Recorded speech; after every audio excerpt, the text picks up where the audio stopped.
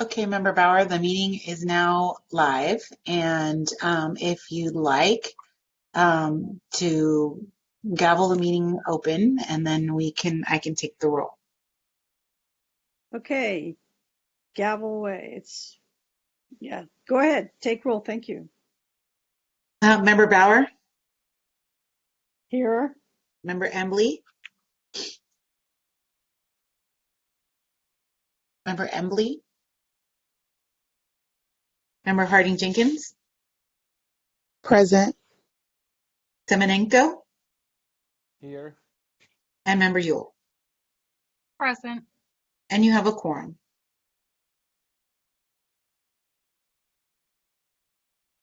terrific, thank you. Introduction?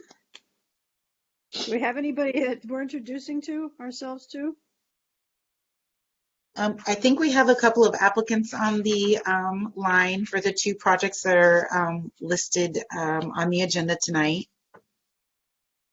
Okay, I also, sorry to interrupt, I do have a public comment script to read. To make verbal comment at today's meeting, dial 916-875-2501 to provide your contact information. When the chair opens public comment for a specific agenda item or off-agenda matter, callers will be contacted by phone and transferred into the meeting to make their public comment. Written comments are always accepted. Send your email comment to boardclerk@saccounty.net. Your comment will be routed to the board and filed in the record. Thank you.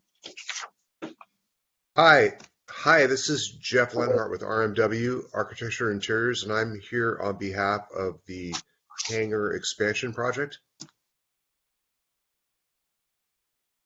welcome, thank you. And You are very welcome. Yeah, I'm David Cunin with Recycling Industries. I'll be here. Thank you. Okay, moving on to item 1 is the Recycling Industries. This is located at 4741 Watt Avenue on the southwest corner of Watt Avenue and Winona Way in the North Highlands community. The request is for a use permit, special development permit, and design review. Good evening, CPAC members. This is Kimber Gutierrez. Can you hear me? Yes, thank you. Great. Do we have access to the PowerPoint that we can pull up?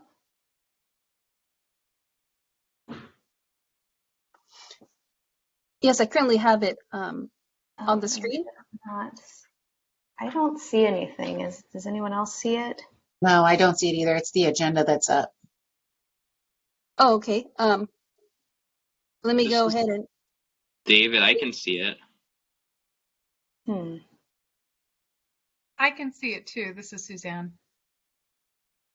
Okay. I don't know why I can't see it. Yeah, I don't see it. I can't. I don't see. You may have to adjust to your view. So there's a button where you can pull it up to see what view. So there's a speaker, presenter, people view. Try speaker view.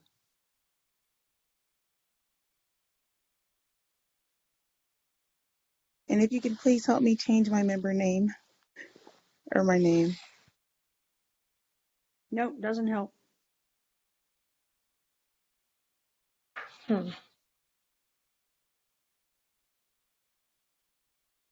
Okay, so half of us can see it and half of us can't. I don't want to go if not everyone can see it.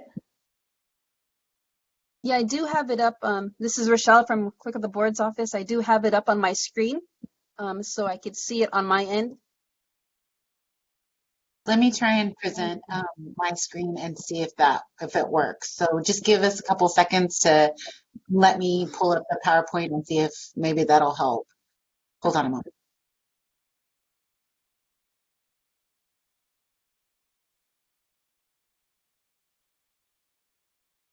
See it now.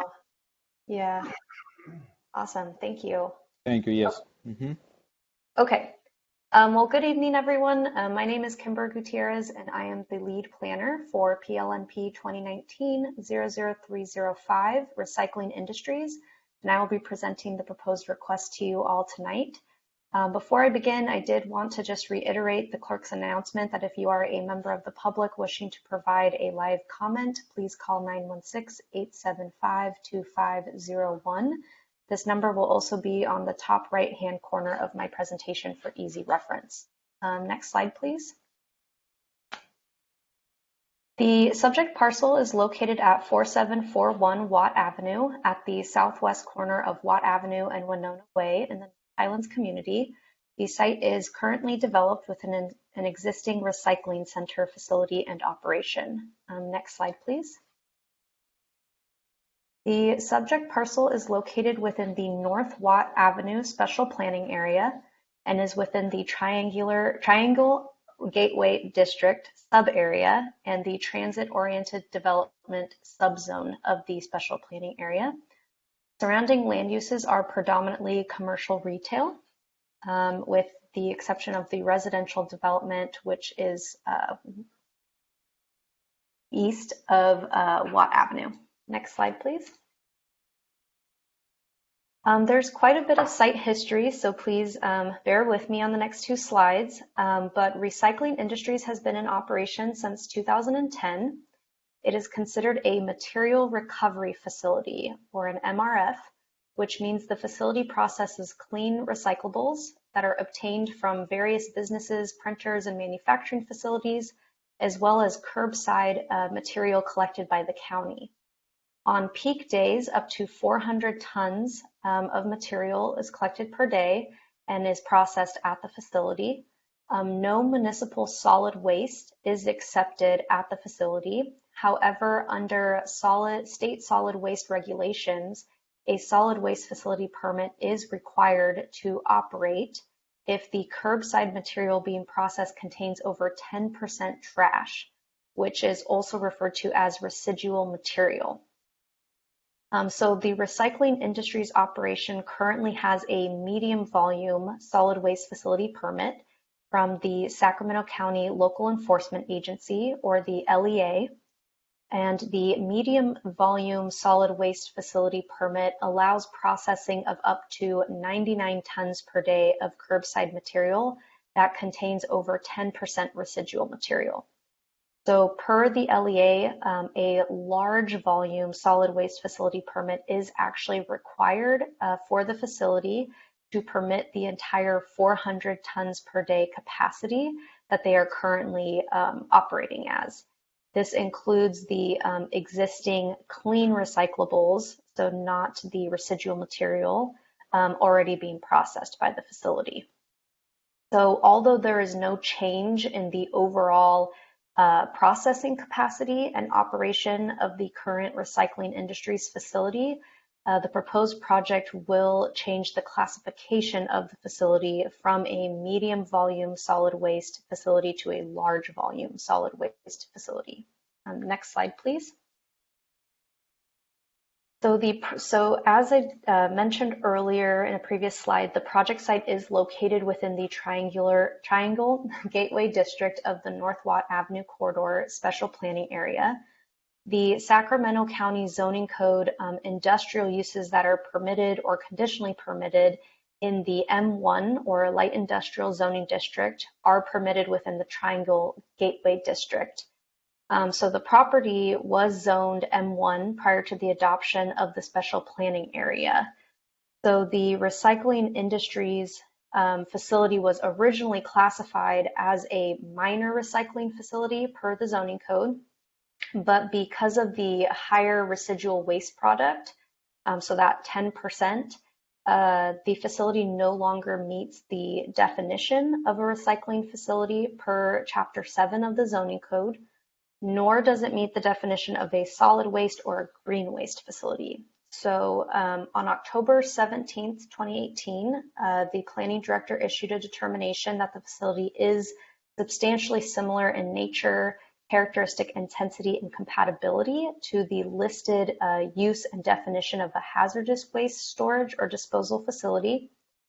And that determination was based off of the similarity of the existing operations, which included, the sorting and shipping of materials for reuse, the not substantially changing from the past operations, but rather the enforcement agency's definitions of solid waste materials and recycled materials have changed. And the volume of material currently accepted and shipped from the site will not change from the current operations. So a hazardous waste storage and disposal facility in the M1 zoning district does require a conditional use permit from the Board of Supervisors. And so that is what is part of the request before you all today. Following that and kind of following the initial submittal of this application, the project was reviewed by the Project Review Committee on May 27th of 2020. The Sacramento County Department of Transportation and County Engineering did review the project. Department of Transportation did indicate that additional right-of-way for the future Watt Avenue Complete Streets Improvements project would be required. And County Engineering did determine that improvement plans would be required to construct a 6-foot wide sidewalk along Winona Way. So there was quite a bit of coordination between both departments and the applicant. So the current plan set that you all received does illustrate both the Winona Way and the Watt Avenue future street improvements. And then after that kind of determination of ultimate right-of-way for Watt Avenue, it did appear that the outdoor storage of materials and equipment did not meet the zoning code screening requirements. So that also plays a role into the entitlements that are requested with this project. So if we go to the next slide, please. These are the entitlements that are being requested. So kind of going back to what we discussed earlier, the use permit is for the existing recycling center to be kind of considered a large volume transfer station in the SPA. And that was based off of the planning director determination done in 2018. The special development permit is to deviate from the screening requirements for outdoor storage of materials and equipment. However, the applicant is proposing additional landscaping along the Watt Avenue right-of-way, more than the requirement in order to offset the deviation request.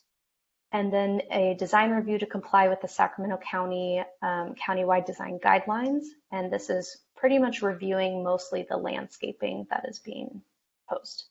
Next slide, please. So just to kind of put a visual to it all, no changes, no physical changes are being made to the building itself. Really, the changes would be made to the different frontages, so the Watt Avenue frontage and the Winona Avenue frontage. So you can kind of see in the green area, that is where the proposed landscaping would be. Next slide, please. This is a zoomed in version of the landscape plan. So as it's currently proposed, the landscape plan does not meet all of our zoning code requirements. However, the applicant is looking for community feedback specifically on the landscaping portion of it, kind of feedback from the CPAC before making further revisions to the landscape design. So we did want to kind of get community input before we dove too much into the design of the landscaping. Next slide, please. So just as finishing on the site plan. So that does conclude my presentation. I know there is a lot of site history with this, so if you have any questions, I'd be happy to answer any. And David Cunan's also on the line, and he can answer any questions on behalf of the applicant as well. I have a question, if you don't mind. Member Bauer? Yeah. Mm-hmm. Are you working at all for, do you need permitting, like through the Department of Toxic Substances, because there's hazardous waste involved? So that's kind of the tricky part. So there really isn't any hazardous waste involved. So the reason why the hazardous waste definition came up is because our zoning code does not have really a definition to cover this type of use. So to cover this size of a recycling facility. So in order to kind of have a path forward and an entitlement for this type of facility, we had to make a determination of what this facility is most similar to. and it is most similar to a hazardous waste facility, even though no hazardous waste is being processed at the facility. A category. Yes. Okay. So then DTSA isn't involved at all. Okay, great. Thank you. Mm-hmm.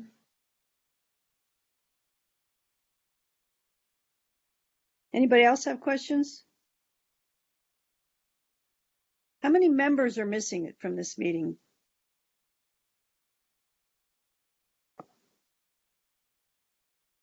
I can answer that. We have a vacant position and one member who's absent. So you have Okay. 4 members who are in the meeting right now. Perfect. I just want to make sure we had a decent, okay. Anybody else have questions? So this is Susan, members Yule. I'm sorry. Apparently, I believe it's David who wants feedback on the proposed landscaping. Is that correct?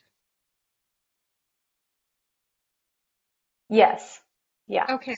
What type of, I'm looking at the detail of the landscaping, and obviously it's a little hard to tell from the drawings exactly what type of feedback you're looking for, but what are you exactly looking for as far as the community feedback on landscaping?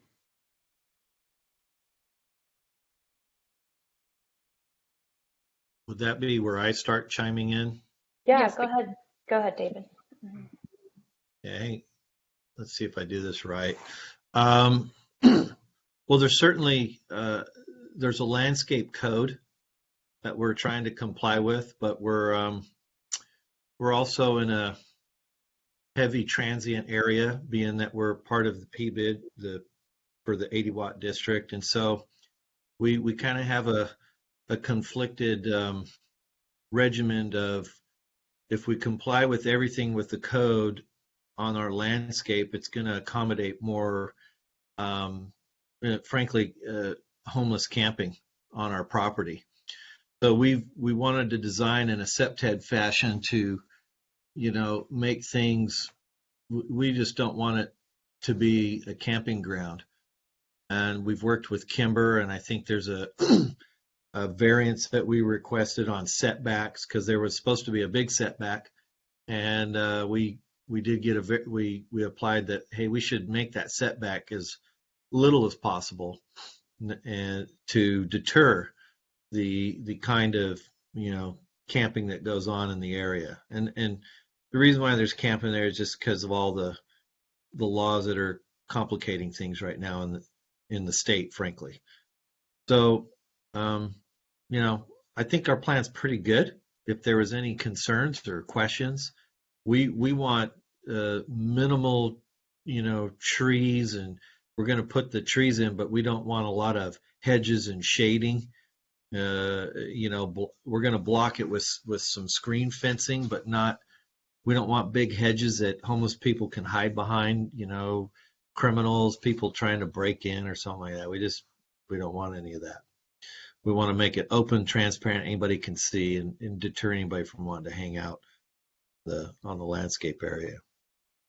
I don't know if that answers your question, but that's kind of what. Absolutely.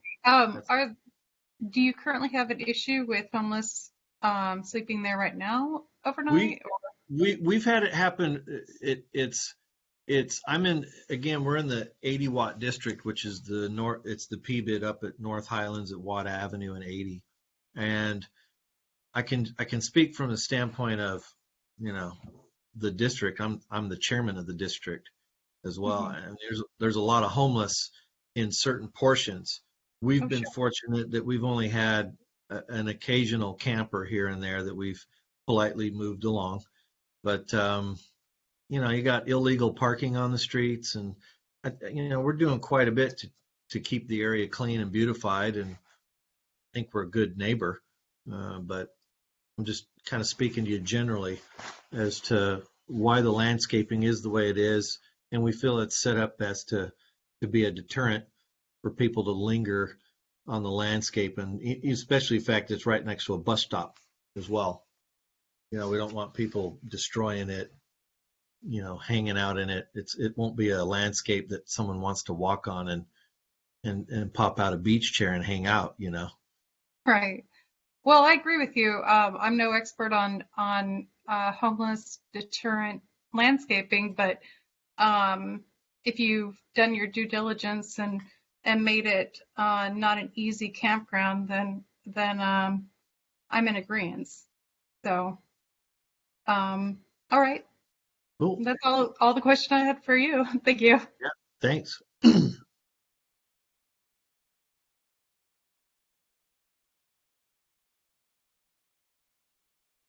Anyone else, or do we move to the next agenda?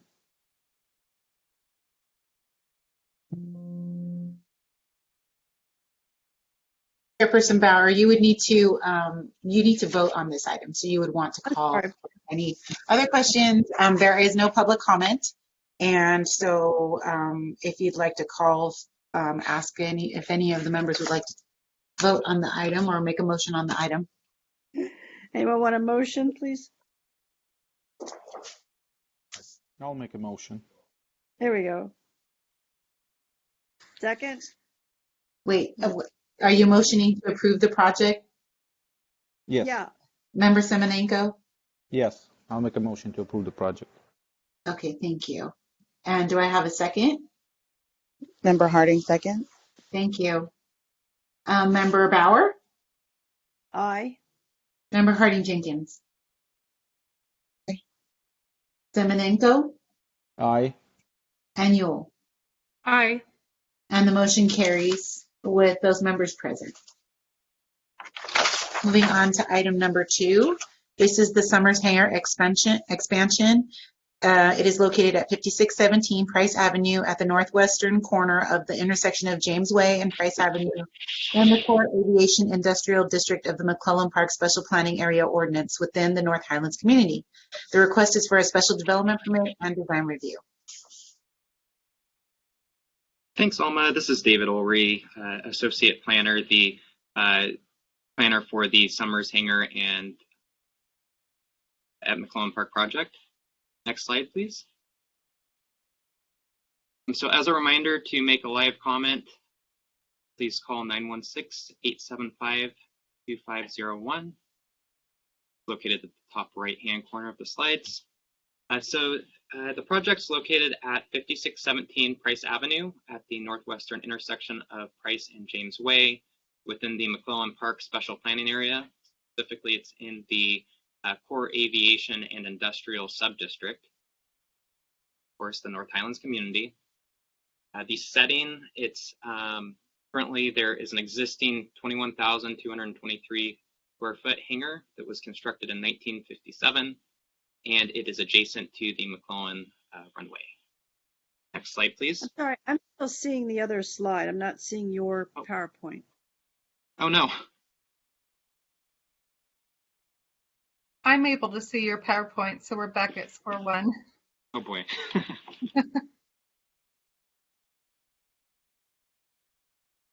Member Bauer, are you you're the one having problems seeing the PowerPoint?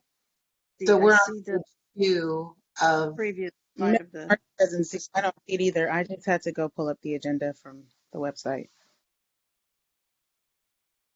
Interesting. I'll have our DTEC team look and see if there's any issues with Blue Jeans tonight, but I'm sorry for the technology issues tonight. Vice Chair Bauer, are you comfortable with me proceeding with the presentation? Yes, please do. I can listen. Okay, perfect. If we could go to the next slide, please. So community context, it's located in the McClellan Park SBA, the core aviation and industrial district, and is within the general industrial sub-district of the core aviation district. Basically, what that means is it has M1 light industrial equivalent zoning. Surrounding land uses, so to the north is another warehouse and hangar. The east have office and warehousing, industrial storage yard to the south, and the McClellan Airport taxiway to the west. Next slide, please. So the entitlement request is a special development permit to allow the following deviations. So it would allow a front yard setback of 26 feet, deviating from the 50-foot front yard setback, and a side street setback of 21 feet, also deviating from that 50-foot requirement. A deviation from the 8-foot minimum frontage landscape planter with a landscape planter of 2 feet, and a deviation from the minimum parking standards with a 45 stalls being required and 27 proposed. The entitlement package also includes a design review to comply with the Sacramento County countywide design guidelines. Next slide, please. So here we have the east and west elevations. So really what this project is, it's a corporate airplane hangar. It would be to add on to the existing, as well as some corresponding office. And the individual company here, they have offices within the McClellan Park SPA and would be using this in conjunction with their office facilities and have a shuttle that would bring employees to this location. Next slide, please. Here we have the north and south elevations. Next slide, please. And here's the proposed site plan reflecting those requested deviations with the setbacks, the landscaping. It is important to note that the existing hangar does have the same front yard setback as proposed, but it is a non-conforming existing condition on the existing hangar, but the proposed would be matching that. Next slide, please. And here we have the landscape plan. So given the parking configuration, the existing kind of frontage space, they couldn't meet the minimum 30 foot on center tree spacing along the frontage of the street. So they are requesting that. Next slide, please. So the existing hangar is 21,223 square feet. The project proposes an additional 64,183 square feet for the new hangar, a 4,515 square foot garage, and 7,600 square feet of office space. And the existing hangar is deviating from setback and landscape requirements as it stands. There is no hangar-specific parking ratio in the zoning code or the McClellan Park Special Planning Area Ordinance, and the closest ratio to the hangar is the warehousing and industrial standard, which is the 1 space per 2,000 square feet. The applicant has provided a parking reduction justification statement outlining the unique operating characteristics, namely that they would be using a shuttle to transport their employees to this location. Next slide, please. And so with that, that concludes my presentation. Happy to answer any questions. We also have the applicant team here, Jeff Linhart. David, if I could clarify one thing, can you hear me okay? Yes. Sorry, thank you. This is Jeff Linhart with RMW Architecture and Interiors. We're the project architect. The total new area is 65,000 roughly square feet. So we're taking what's existing as about a 18 to 19,000 square foot hangar. We're adding another hangar to it, and the total square footage will be roughly 64,000. It's not adding 64,000, just to be clear.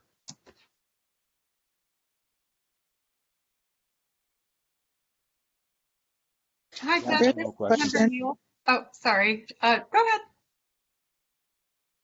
Good evening. This is Member Harding Jenkins. I was wondering, with the increase in space and it seems like there's more of a demand on aviation or the need for a hangar, just wondering what will the impact be on the employment or economic impact in the community? Hi, thank you for that comment and that question. This is, again, Jeff Lenhart with RMW, the project architect. And we're essentially increasing the hangar area by more than 1.5 times, and that's going to result in the opportunity for more employees service the additional aircraft, more room for pilots in the facility. It's going to increase the I think it is going to increase the total number of employees at the site, and I think it's going to be a positive impact for the local community and for McClellan Park, and especially the aircraft component of McClellan Park will be enhanced by this.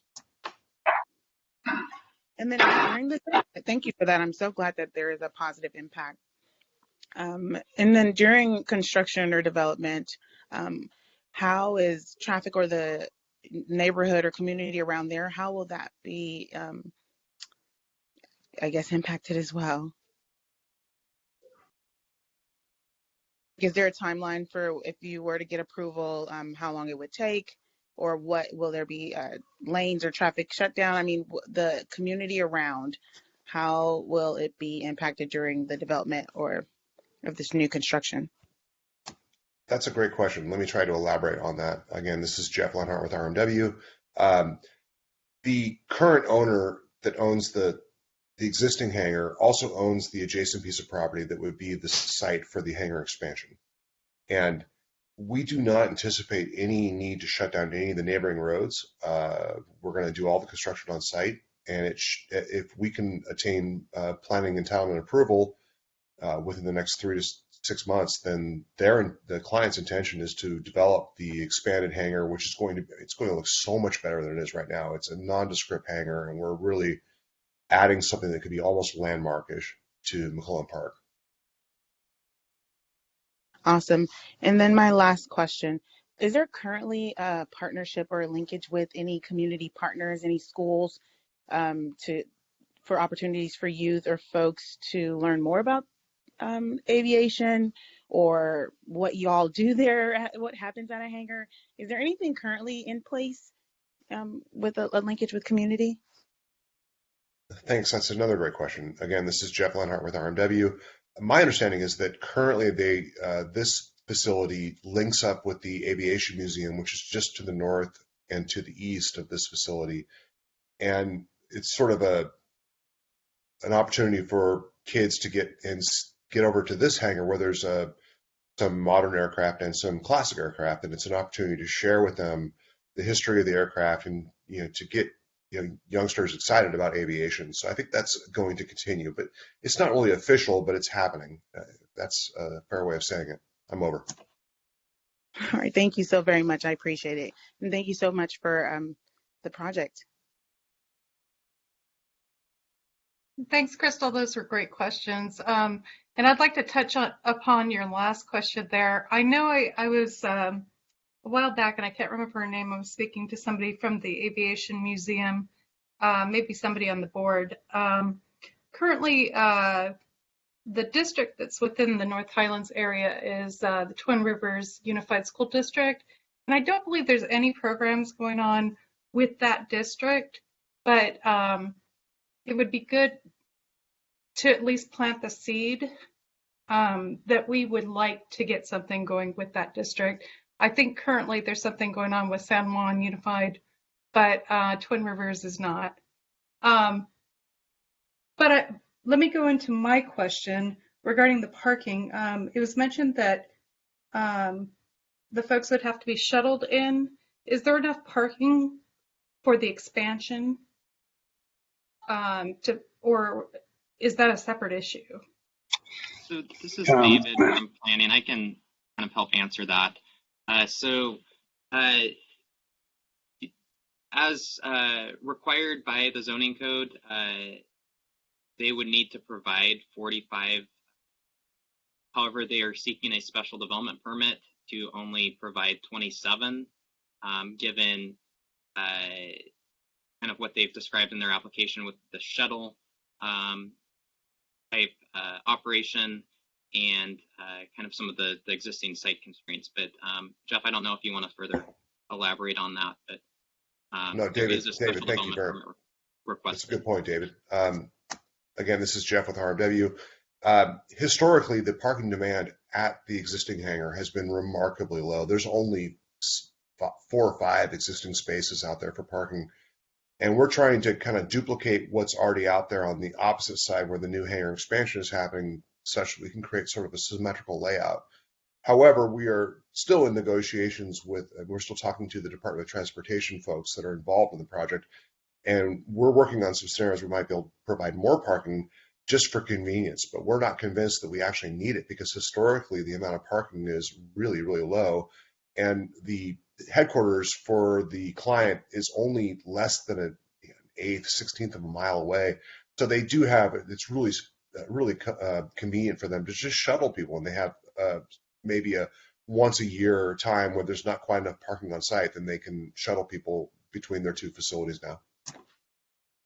Hi there, this is Kevin Webb, I represent Summit Development, and SBM's worldwide corporate offices are at 5241 Arnold Avenue. As Jeff said, it's probably less than a quarter mile away, and we've got ample parking there. And in the rare event that we do need additional parking, we'll shuttle. But typically, there's no more than 8 to 10 people there at any given time at that. The parking requirements are really low. Okay, so the parking and shuttle costs will all be put on you and not the county or McCollum? Absolutely. Okay. Absolutely.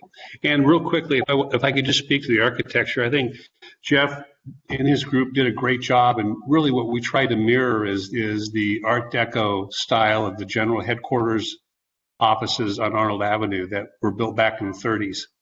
And that the architectural theme you see there is really represents that.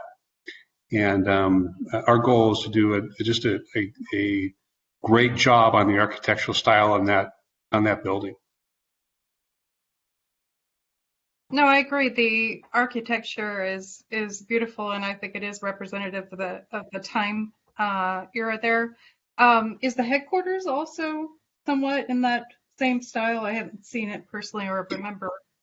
It is. We borrowed a number of features and style from that, and it really kind of represents that 30s style of that era before World War II. It's if you look at those buildings, they're spectacular.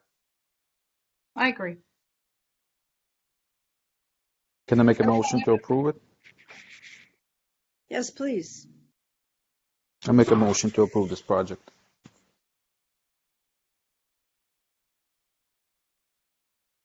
I'll second it. Member Yule. Thank you. Member Bauer, Aye. Member Harding Jenkins, Aye. Member Semenenko, Aye. and Member Yule. Aye. And the motion carries with those members present. Okay, moving on to item 3. This is an informational item. It is information relating to Senate Bill 9, requirements to allow 2 primary dwellings on 1 parcel, to provide for ministerial processing of 2 lot tentative parcel maps, and to address expirations of tentative map approvals. Okay, good evening. This is Chris Bahuli, Principal Planner.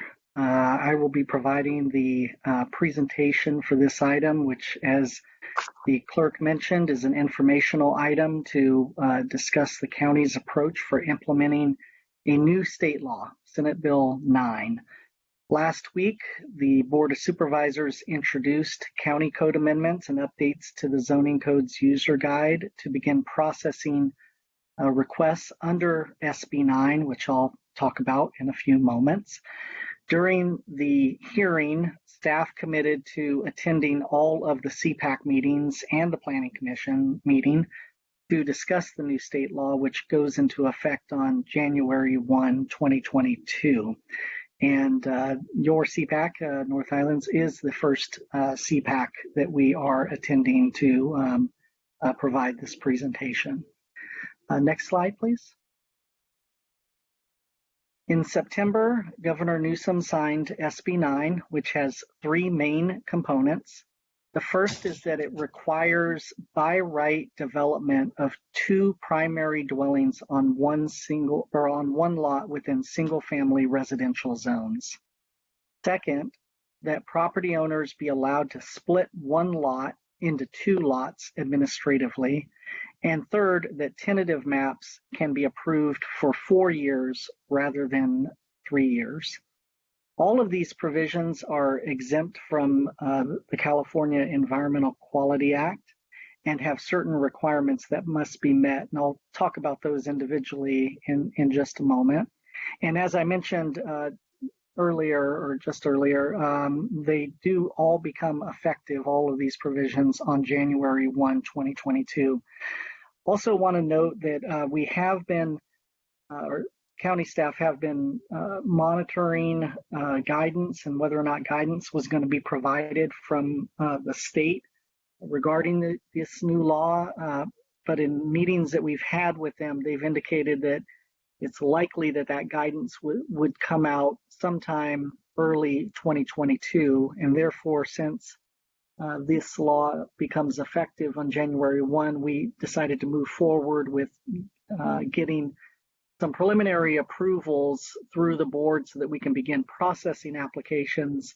However, as we learn more from the state, there may be future county code and development code updates, again, once we receive that guidance from the state. Next slide, please. So those provisions that I mentioned do not apply countywide. There are locational requirements and zoning criteria for projects to qualify for processing under SB 9. The first is that properties must be located in a single-family residential zoning district. So it's important to note that this requirement does not include all zoning districts that allow for single-family development, but rather zoning districts that are primarily for the development of single-family homes. Our zoning code contains descriptions for those various zoning districts, and so therefore staff has concluded that the provision most aligns with our RD1 through RD10 zoning districts. So these provisions will also apply to properties located in SPAs, special planning areas, and neighborhood preservation areas that have a single-family residential underlying zone. In addition to properties being located on property that's zoned for single-family residential, they also have to be located in an urbanized area or urban cluster as identified by the U.S. Census Bureau. So the map on this graphic highlights those eligible areas. And that information was also in your packet that you received. We do expect, because this graphic is based on 2010 census data, we are expecting that map to be revised in late 2022. However, for now, we're going to be using this map to determine areas eligible for SB 9 processing. And I know it's a little hard to read on the graphic, but again, it is in your packet. Next slide, please. In addition to that two-part test of zoning and being in a urbanized area, there are some additional criteria that apply for, or that we need to apply in making a determination about the applicability of these provisions. As I mentioned earlier, all of these projects are exempt from CEQA. There are some very specific side and rear yard setbacks, and so those are 4 feet. We can apply front yard setbacks and also side street yard setbacks, but the side and rear yard setbacks have to be limited to 4 feet. The law does prohibit any of the units created under SB 9 to be used as short-term vacation rentals. So there will be conditions on all of these projects that they be rented for a time period of no less than 30 days. We are able to require parking requirements for projects processed under SB 9. However, if the project is located within a half-mile walking distance of a major transit stop or a high-quality transit corridor, we are prohibited from requiring that. There are some very specific provisions for lot splits that I had mentioned earlier as one of the types of projects that can be processed under SB 9. For lot splits, each new lot has to be, or the minimum lot size rather for each new lot split is 1,200 square feet.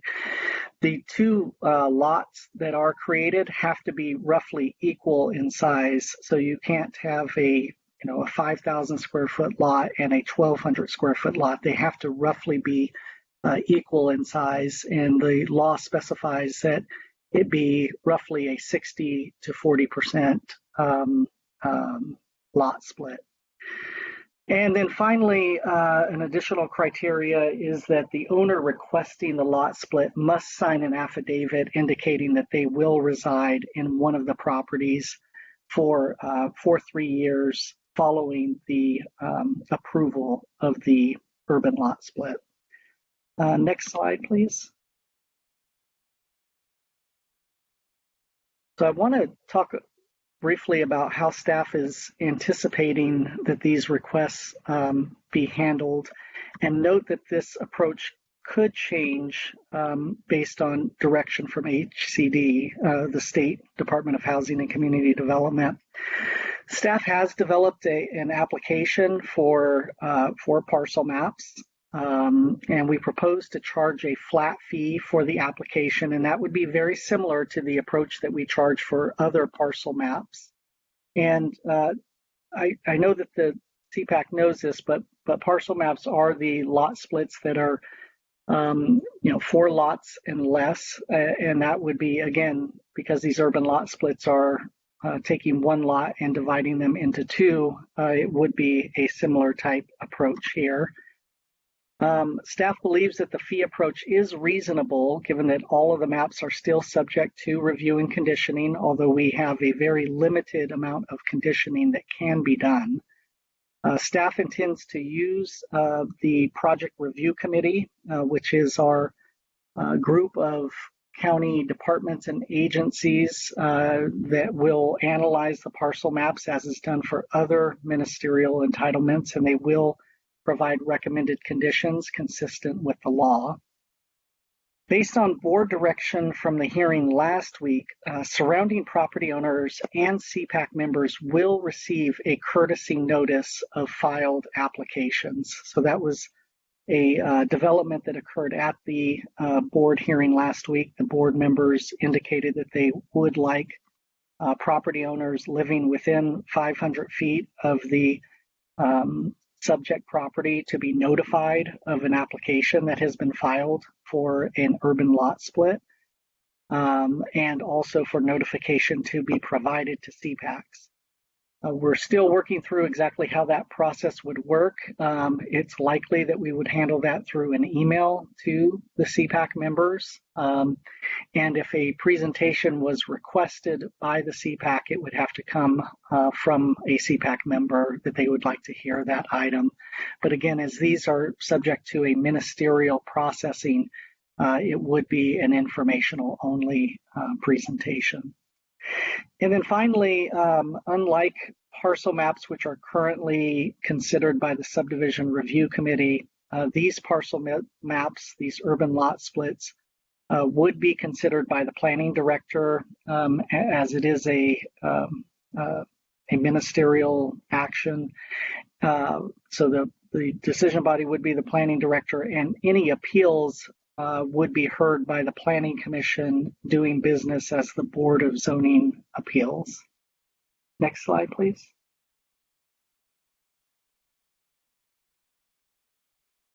Regarding requests to construct 2 primary units or 2 dwelling units on one parcel, Attached or detached dwelling unit requests will be processed consistent with our recently approved accessory dwelling unit development standard requirements. And I know we did a complete round of presentations to all of the CPACs with those new ADU standards as well. The recommendation to use these ADU standards is based on a determination that SB 9 appears to generally follow that ADU legislation. Because SB 9 does not include a provision detailing the maximum size of the two dwellings and instead states requirements that cannot preclude a unit from being at least 800 square feet, staff is intending to use the zoning code provisions that allow for that second primary dwelling unit of 800 square feet to 1,000 square feet, depending on bedroom count, with an option to apply for a discretionary permit to exceed the maximum size standards of up to 1,200 square feet.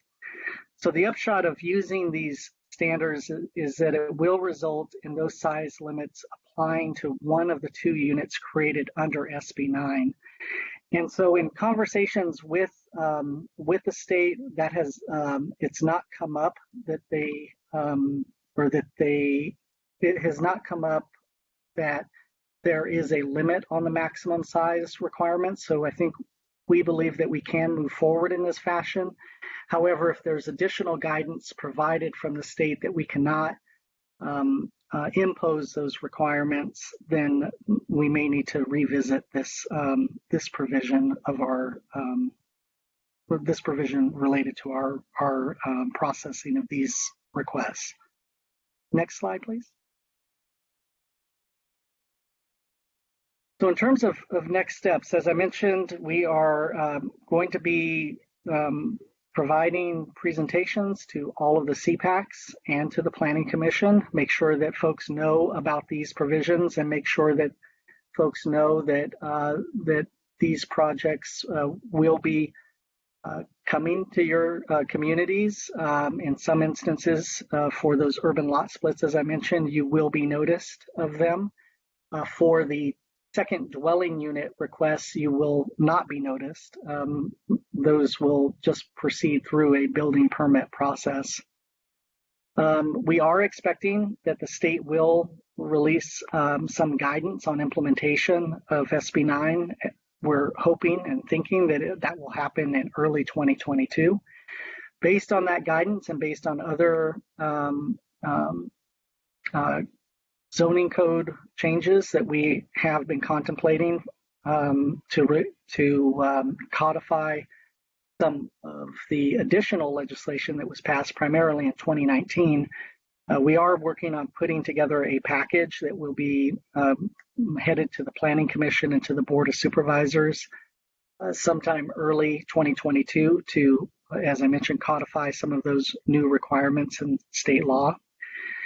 And then finally, those items will kind of be packaged together in that code package and taken to the board for hearing. And as I mentioned, again, sometime next year.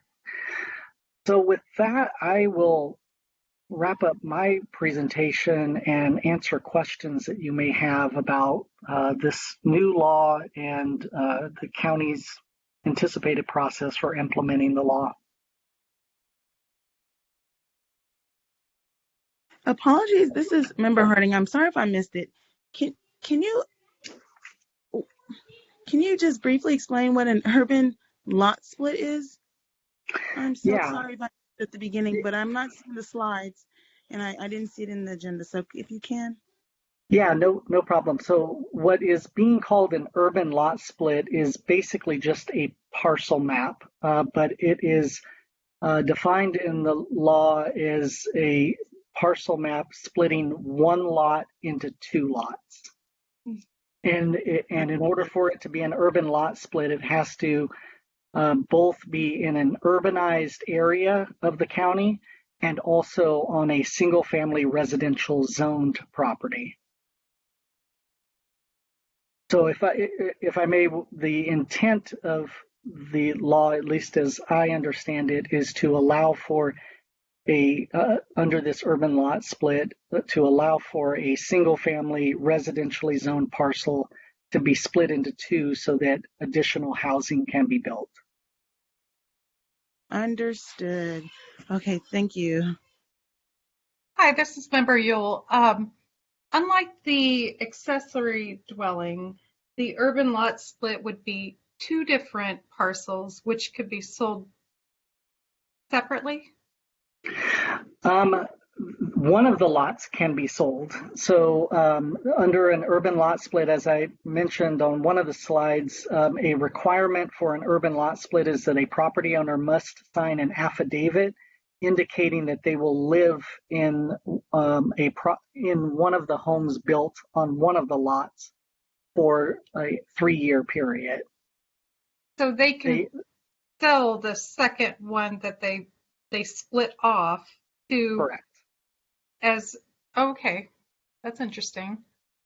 Yeah, and I should note that in addition to being able to process an urban lot split, they're also able to build the two primary dwellings on each of the lots. So where you have one single family lot now with one home on it and potentially one ADU, what you could end up with is one single family lot being split into two with two primary dwellings on each of those lots. That's what the law is allowing property owners to do. So at least the way I visualize it, you won't see it in more condensed residential areas. You'll see it in maybe areas that are spread out more. Is that kind of what they're targeting in this new law, or? No, I don't believe so. I believe that they are targeting, areas that are or that could include more developed residential areas, and so.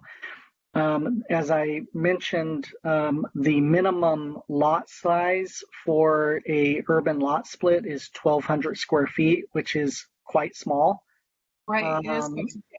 Right. And so I think the law envisions, traditional single family size lots being split and homes being built on each of those lots, and there's reduced side yard setbacks, as I mentioned, and so I do believe that the intent of the law is to have small lot development or allow for small lot development. Now that may not be the way that it plays out in the unincorporated county. It may be that the applications that are received are for, larger lots and to split those larger lots. But the law does provide for smaller lot splits as well.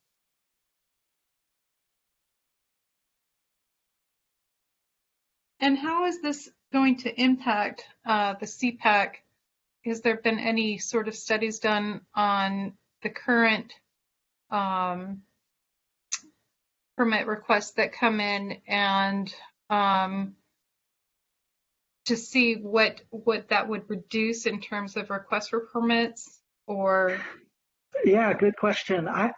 It's hard to know if it will have much of an impact in terms of applications or projects that come to the CPAC. We have a number of 2-lot maps. I would say maybe a handful of 2-lot maps that we are currently working on.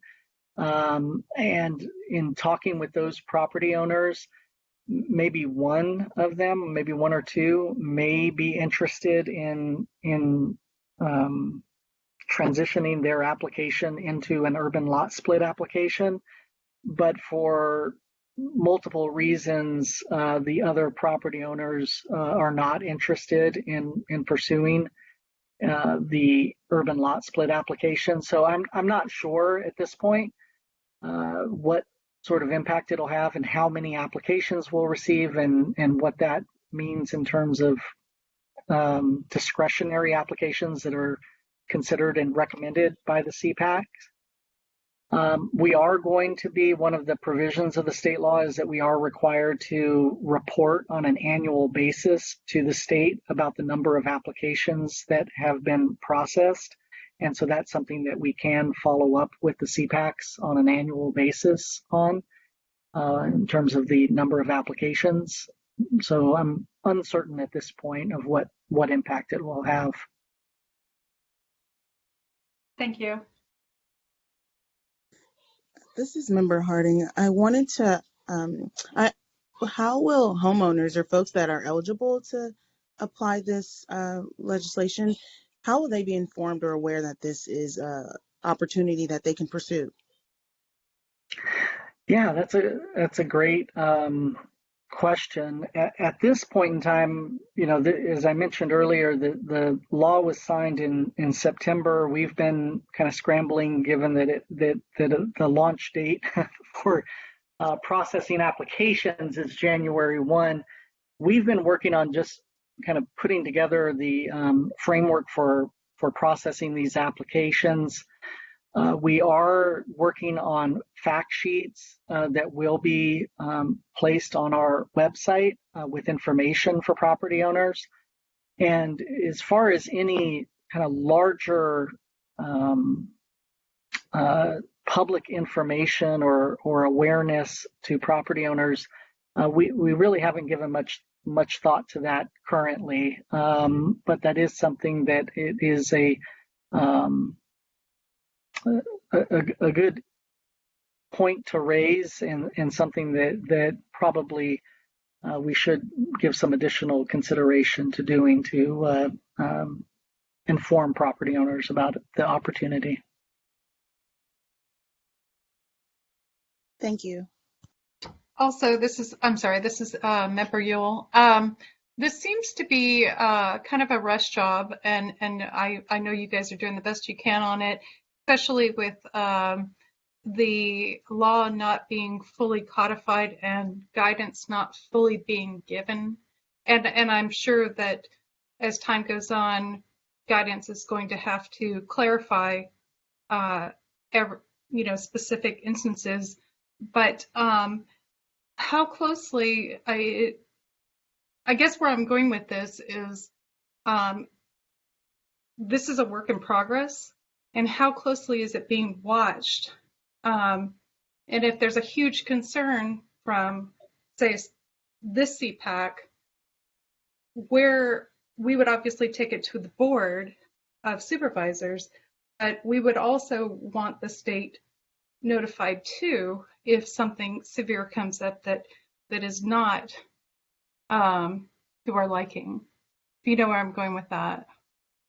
Yeah, I do, and I'm not sure. I know we had sent in emails to all of you, or an email blast with the board package when this was going to the board last week. And if you did watch the board meeting, board members also expressed some frustration with the state and with these provisions, and them being ministerial, sort of administratively processed with no discretionary action being taken on these. And so the board, that's why the board felt that it was important to at a minimum notify property owners and the CPACs about them, about applications that came in. In terms of voicing frustration, there isn't a whole lot that staff can do. We have to follow the state law. The board is kind of in the same situation, and that's what they had acknowledged during the hearing, was that these are state laws and they have to adhere to them.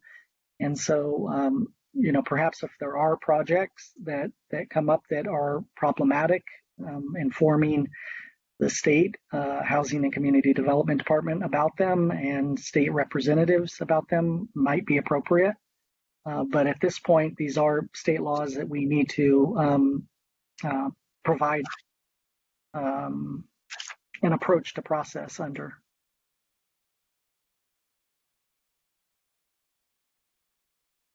Thank you.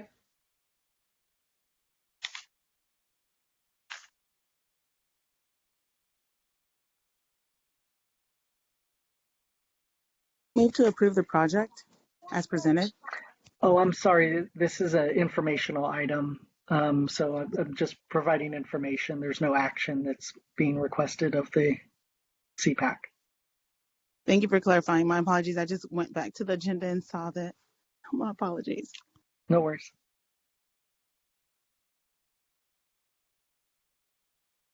It's a struggle trying to toggle between the agenda and the blue jeans, so apologies for my delay.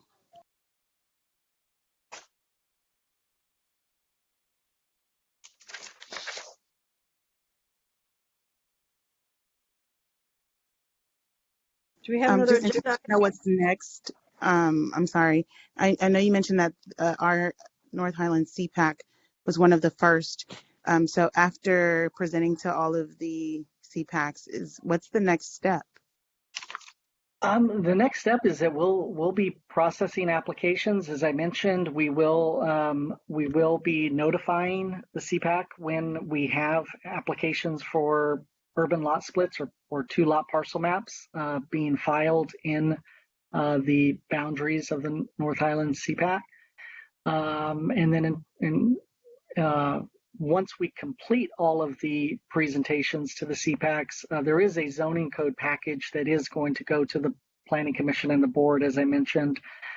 So we'll probably, within the context of those zoning code updates, provide some report back to the board on these presentations. But in terms of anything coming back to the CPAC, there isn't anything that would come back to the CPAC for any action.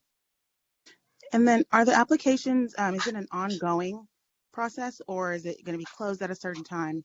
There will be ongoing, right? As applications are filed, it's ongoing. It's just like any other request for a parcel map on any property. So we'll get continuous applications for those parcel maps. Thank you so much. I appreciate your patience and clarification explaining. I'm a novice to this, so thanks for allowing me to ask my questions. No problem.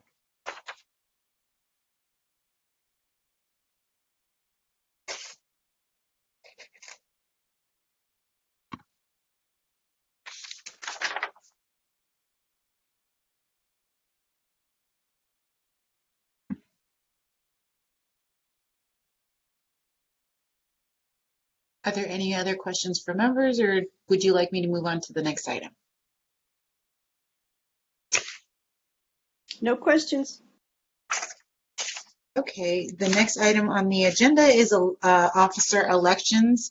As you know, the former chairperson has resigned, and now there's only a vice chair. So, and it is the beginning of a new year.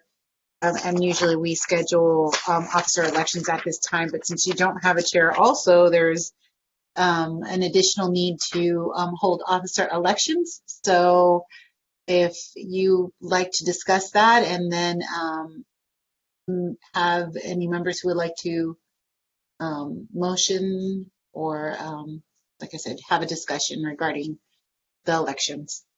I nominate Member Harding for chair. Is that Member Bauer? Yes. I'll second. Does Member Harding want that? I really appreciate. I think it's Member Yuli. Yule. Apologies. You often ask a lot of the questions that I have, so I was going to nominate you if you have not served in that role before. I don't mind either way. I think that we both have the same sort of set of mind, so I'm comfortable with you handling it. I think I'm the only one representing Foothill Farms, if I'm not mistaken, on this CPAC. I'm member Bowers Foothill Farms as well. Oh, you are? Okay, so then it's probably good to have Crystal representing Highlands. So I third that. And Member Bauer and Member Semenenko. Member Bauer, do you want to make a recommendation for vice chair as well? You can do that in one motion. Harding, you can be vice chair. Didn't you make a motion for Member Harding Jenkins to be the chairperson? Are we motioning for Yule for chair? No. Okay. Harding for chair? Harding, you made a motion for Member Harding Jenkins to be chair. Are you motioning for Member Yule to be vice chair? We're discussing it, aren't we discussing it? You can discuss it, but you made a motion and there's already a second. Oh, okay. So. Good point. Well, let's get this finalized here. Yeah, Member Bauer, you're still wanting to hold your position, or you're wanting to go to chair? I don't want to go to chair. No, I don't even want to be vice chair, to be honest. Oh, you don't? No. No, I'm okay with losing the vice chair. Do you want Member Harding and myself, Member Yule, to take the 2 seats, or? You bet. You guys can decide. Yeah, you were.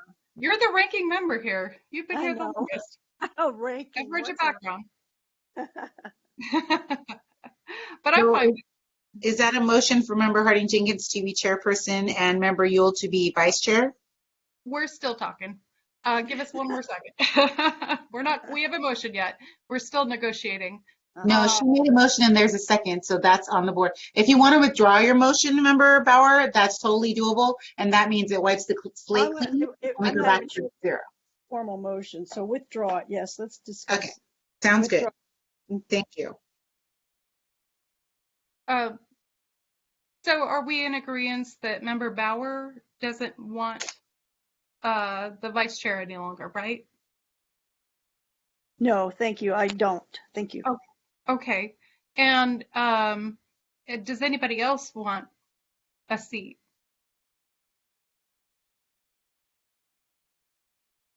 Other than, and Member Harding, did you want one of the positions? I would love to serve as vice chair if possible. Okay, and me as chair? Well, that's scary. Yes, but, I'm not sure what I'm doing, but if that's okay with me too. I think you can make it your own. I really do. I think at this stage we haven't gotten a lot of training or guidance. Yeah. I mean, is there a packet that comes along with this on how to do it? There was, and I don't know, it's kind of old. There was a script I grabbed once, and I read it, and it was like, oh, wrong. And I thought, wait a minute. Oh, no. Okay, well, I'll go ahead and I'm fine with taking chair and Member Harding taking vice chair, if that's okay. But I'm fine with her taking chair if she's okay with that too. You guys, you're new. You need to get in there. You need to get your feet wet. You know what? You're right. I haven't been too long. Okay, I've had enough. Oh, not going yet, but don't go. No, we don't want you to go. Yeah, just not go. Yeah, okay. All right. Well, I'm fine with it. If anybody else wants to chime in and make a motion.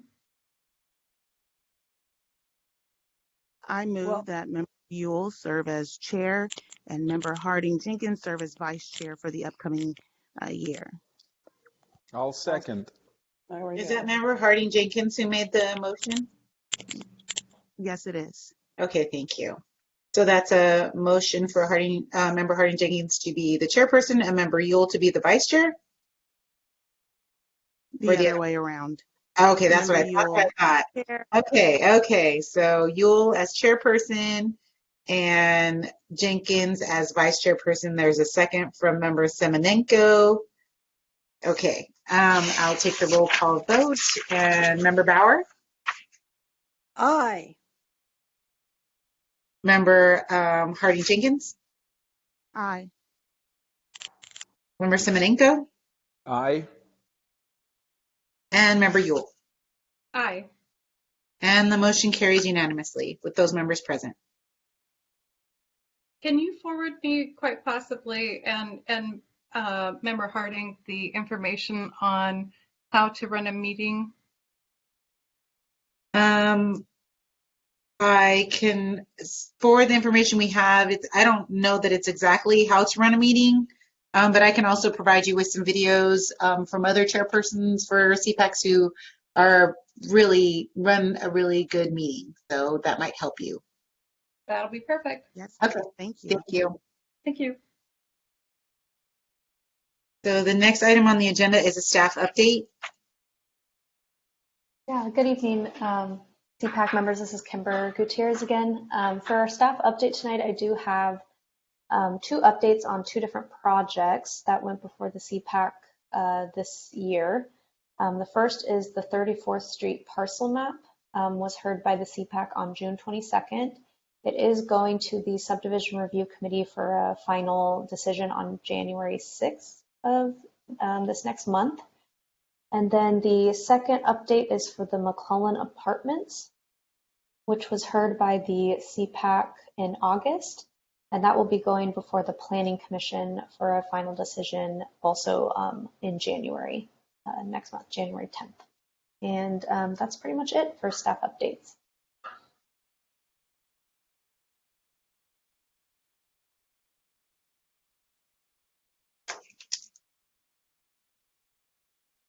Next item on the agenda is council member comments.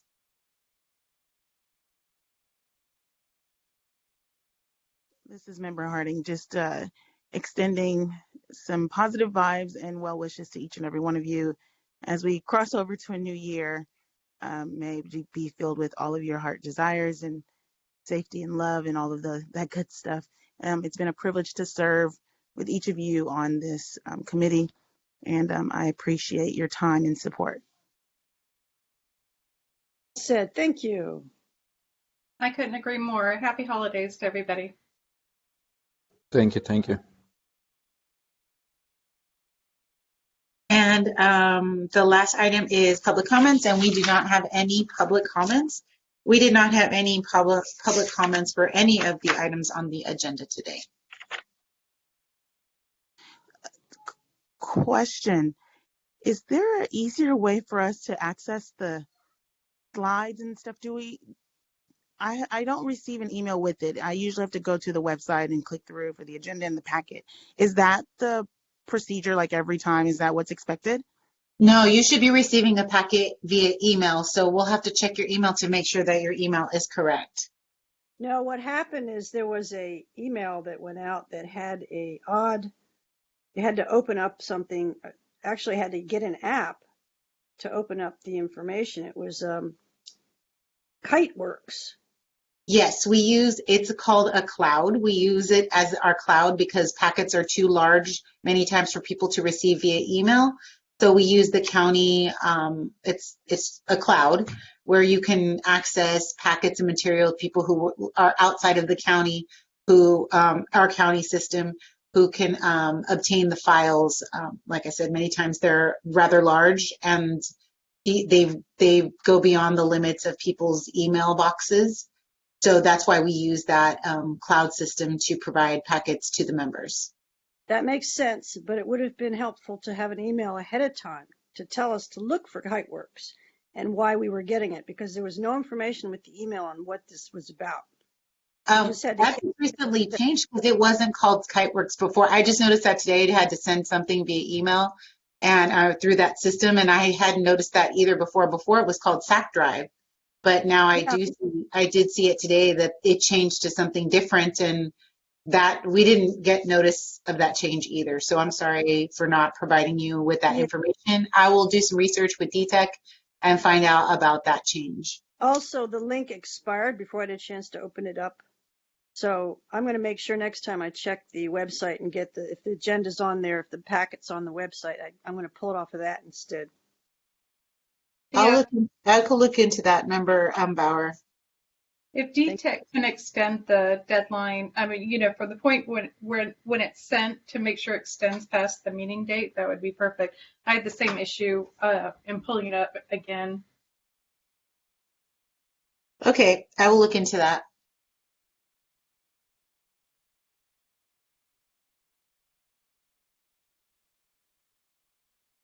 That you can adjourn the meeting. All right, meeting adjourned. Thank you. Good night. Thank you.